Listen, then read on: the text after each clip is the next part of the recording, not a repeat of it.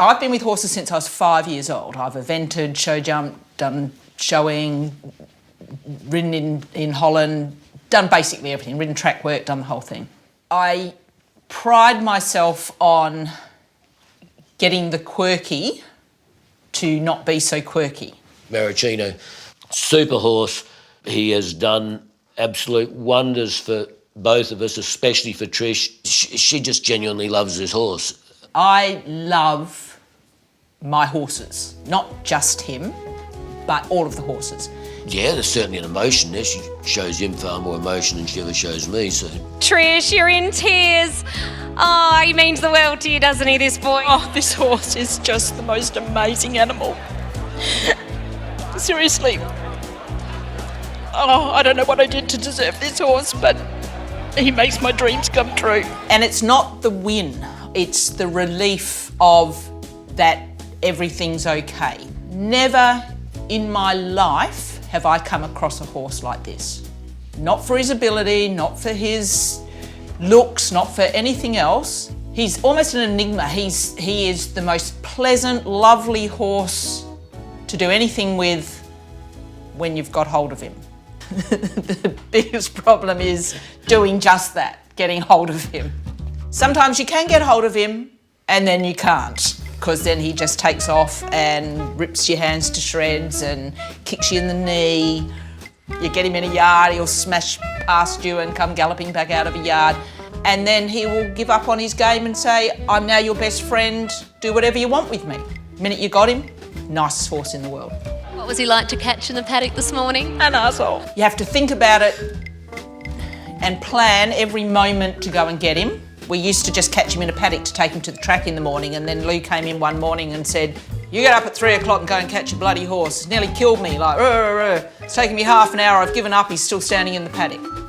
Truck drives down the driveway, Marocchino's attitude just changed completely, came straight over to me, said, oh, yeah, no, I'm good, you can catch me. Drove to the races, he wins the race. It is just the strangest horse I've ever come across. You're in tears when you come into the mounting yard to lead him in. Why does this horse mean so much to you? I bred him. His mum, as you know the story, she was a blind orphan. She won a race for me before she went blind.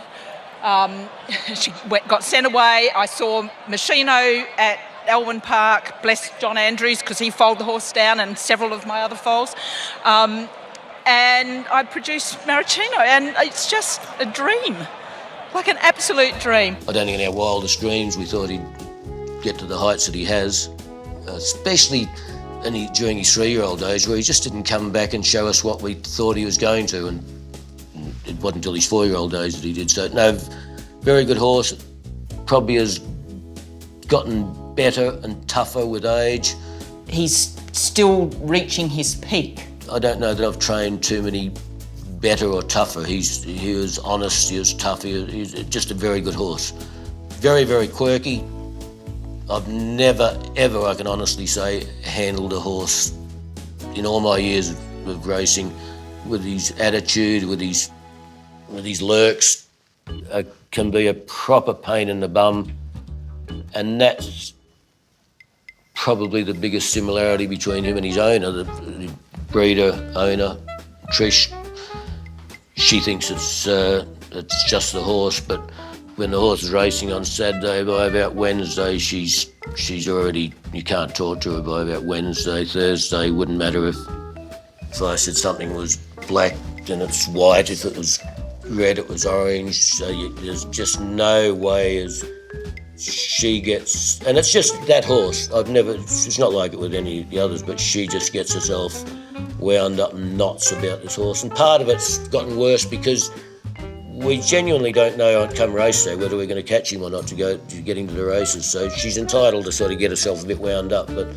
But yeah, look. But he's as calm as, no person's calmer than Lou is.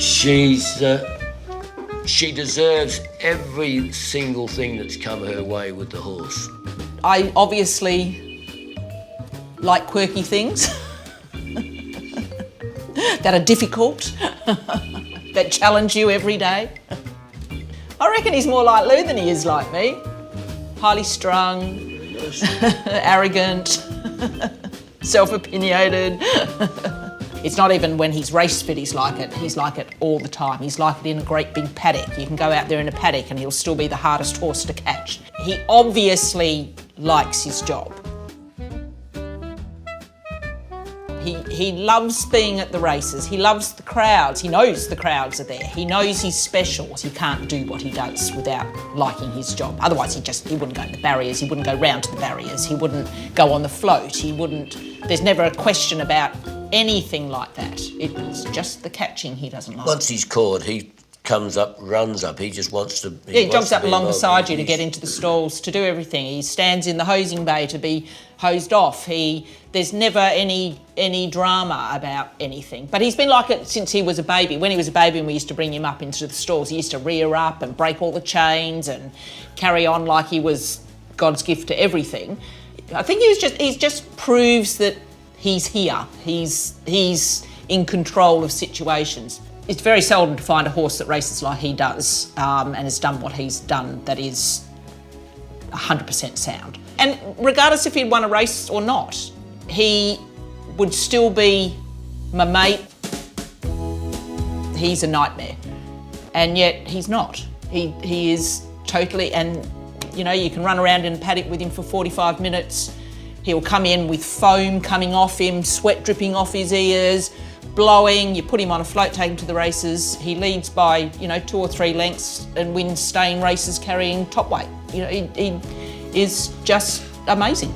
I'd love him regardless of the prize money that he's won. Hard not to love them when they're like that.